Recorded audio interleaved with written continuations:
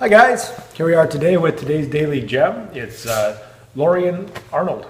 Yeah, and Lorien runs the Sooke mountain bicycle shop here in Sooke, and he's done a little bit of work for us in the past, and really impressed with the way he's running his shop. And we're going to get to know Lorien a little bit better here. So hello, Lorien. Hello. Hi. Thanks for coming. Thanks. You're welcome.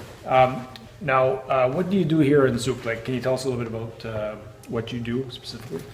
Well, I mean, during the workaday life, I run my bike shop, and I've been running it for the past 12 years, and so learning how to do that, raising an 11-year-old daughter with my wife, and riding my bike as much as possible, and I'm kind of involved in some trail development and that type of stuff as well. So. Great. So Sooke has a lot of natural resources that we can use and get out there rather than just driving around. There's a lot of beautiful things that we can do. Cycling is one of them, and we have a lot of good trails here in Sooke. Absolutely. The district of Sooke has a fairly comprehensive transportation plan that involves trail systems. It's been approached in sort of a piecemeal way, and just lately the Galloping Goose Connector was pitched, and there was a grant sought and all this kind of stuff. So the people of Sooke really do put a pretty big price tag on trails. It's significant to them. And when it comes to tourism and new residents, which sometimes goes hand in hand, Sooke is getting known more and more for being a real mountain biking destination. Not just mountain biking, but hiking and anything that involves trail systems, which we have, in abundance here. Yeah, I learned about the Galloping Goose Trail. Wonderful trail. I'm gonna have to try to take it. It takes about 3 hours to get to Victoria. Yeah, pretty much. Yeah. Yeah, awesome. So, how did you get started with cycling? How did you get into, come to Sooke? Were you born in Sooke? No. So I discovered mountain biking when I was 17, and I lived on a 40-acre farm with my family, and shortly after that I went off to university for a bit, and cycling kind of stayed with me the whole time. In Victoria, I had been, while I was still in university, I was really involved in mountain bike advocacy through the South Island Mountain Bike Society, and that's kind of, I've kept that advocacy sort of standpoint this whole time. And really for me, cycling has always been, it's been multifaceted.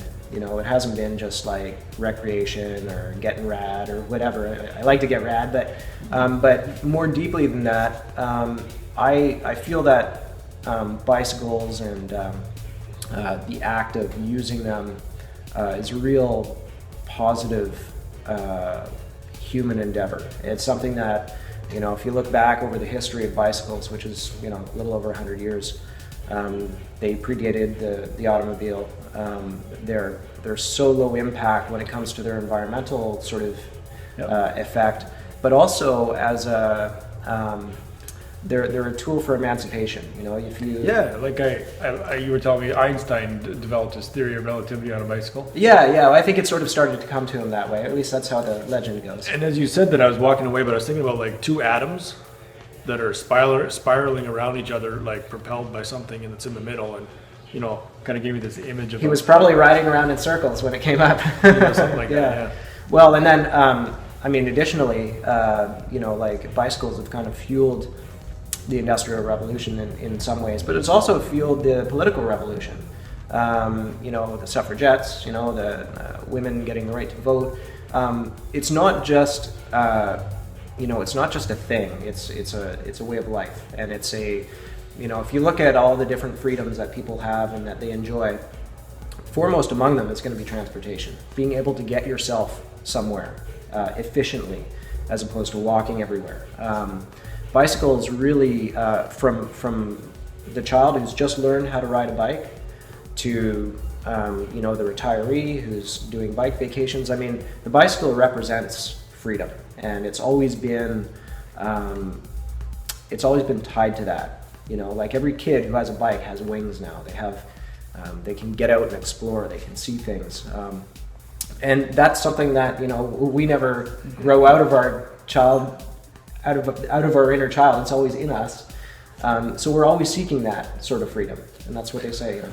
I love your passion and your enthusiasm for bicycling, and that actually is pretty consistent with a lot of people that do a lot of bicycling. When they get involved with it, they really feel that, and there must be something to it because it's contagious, and or you know, it's also everyone seems to have that. You know, a neat thing would be to have is like a Sooke bicycle day, where everyone goes, like even if they have never bicycled, so that they can somehow get that sort of sense of freedom. Because I mean, I'm watching you kind of talk about bicycling, and it'd be nice to have that kind of passion about something like that, especially cycling. Thanks for sharing about yourself. If you had a piece of wisdom to give to everyone from, you know, running the shop or just in life in general, what would you like to share? Well, it's not my wisdom. I'm going to parrot it, but be the change that you want to see in the world. That's a good one. I think that's the only thing really and it's not my advice. It's just something that I try and do myself. Okay, nice. So be the change. Only way to make a difference to actually embody what it is you're doing. You have to do something. You can't just complain about it. You just gotta get out there and make it happen. Great. And it's not always easy, but nice. And so do it. If you had someone else to nominate as a daily gem, who would you like to nominate? Oh well, we hold Ellen at the Clothing Exchange in very high regard. My wife worked at the CASA for quite some time and helped with the Clothing Exchange, volunteered a lot of time there, and Ellen is really just a very impressive, humble, good person who's doing the best she can for this community and asking for nothing in return. Right. Yeah. Best. So Ellen, we're going to get a chance to talk to you. And is it the Clothing Exchange or the? Yeah, the Clothing Exchange at the CASA building. At the CASA building. Yeah. Great. At the CASA building. Yeah. So thanks, Lorien. You know, also just for being a daily gem, David, the stick in the mud is going to give you a free Vicino. Oh, wow, nice. Yeah. So, and I brought you one already today, so you're going to get a second one as well. Oh, that's great. You that's great. Oh, well, thank you very much. So are you. Thanks.